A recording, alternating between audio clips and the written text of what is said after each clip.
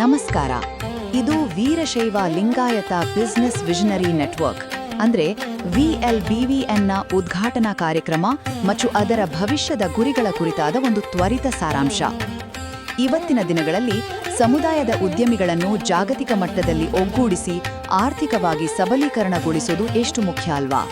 ಅದಕ್ಕಾಗಿಯೇ ಏಪ್ರಿಲ್ 19ರಂದು ಒಂದು ಬೃಹತ್ ಆನ್ಲೈನ್ ಕಾರ್ಯಕ್ರಮದ ಮೂಲಕ ಈ ನೆಟ್ವರ್ಕ್ ಶುರುವಾಗ್ತಿದೆ.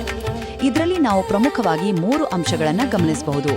ಮೊದಲನೇದಾಗಿ, ಇದು ಪ್ರಪಂಚದಾದ್ಯಂತ ಇರೋ ಲಿಂಗಾಯತ ಸಮುದಾಯದವರನ್ನ ಒಂದೇ ಡಿಜಿಟಲ್ ವೇದಿಕೆಗೆ ತರ್ತಿದೆ. ಸ್ವಲ್ಪ ಯೋಚನೆ ಮಾಡಿ, ಇದು 12ನೇ ಶತಮಾನದ ಐತಿಹಾಸಿಕ ಅನುಭವ ಮಂಟಪದ ಒಂದು ಆಧುನಿಕ ಡಿಜಿಟಲ್ ರೂಪದಂತೆ ಕೆಲಸ ಮಾಡಲಿದೆ. ಎರಡನೇದಾಗಿ, ಇದು ಬರೀ ಜನರನ್ನ ಸೇರಿಸೋದಕ್ಕೆ ಮಾತ್ರ ಸೀಮಿತವಾಗಿಲ್ಲ. ಹೊಸ ಸ್ಟಾರ್ಟ್ಅಪ್ಗಳು, ಮಹಿಳಾ ಉದ್ಯಮಿಗಳು ಮತ್ತು ವಿದ್ಯಾರ್ಥಿಗಳಿಗೆ ಹಿರಿಯ ಉದ್ಯಮಿಗಳಿಂದ ಆರ್ಥಿಕ ಮತ್ತು ಬೌದ್ಧಿಕ ಮಾರ್ಗದರ್ಶನ ಸಿಗುವಂತಹ ಒಂದು ಗಟ್ಟಿಯಾದ ಬಿಸಿನೆಸ್ ಜಾಲವನ್ನ ಇದು ನಿರ್ಮಿಸುತ್ತೆ.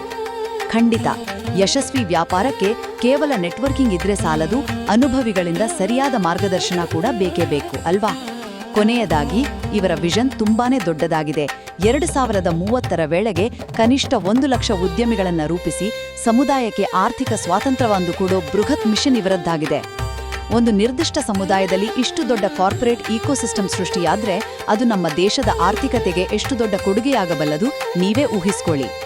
ಒಟ್ಟಾರೆಯಾಗಿ ಹೇಳಬೇಕು ಅಂದ್ರೆ, VLBVN ಉದ್ಘಾಟನೆ ಅನ್ನೋದು ಕೇವಲ ಒಂದು ದಿನದ ಕಾರ್ಯಕ್ರಮ ಅಲ್ಲ, ಇದು ಮುಂದಿನ ದಶಕದಲ್ಲಿ ಲಿಂಗಾಯತ ಸಮುದಾಯವನ್ನ ಆರ್ಥಿಕವಾಗಿ ಸ್ವತಂತ್ರ ಹಾಗೂ ಪ್ರಬಲವನ್ನಾಗಿಸೋ ಒಂದು ಅತಿದೊಡ್ಡ ಮಹತ್ವಾಕಾಂಕ್ಷೆಯ ಹೆಜ್ಜೆಯಾಗಿದೆ.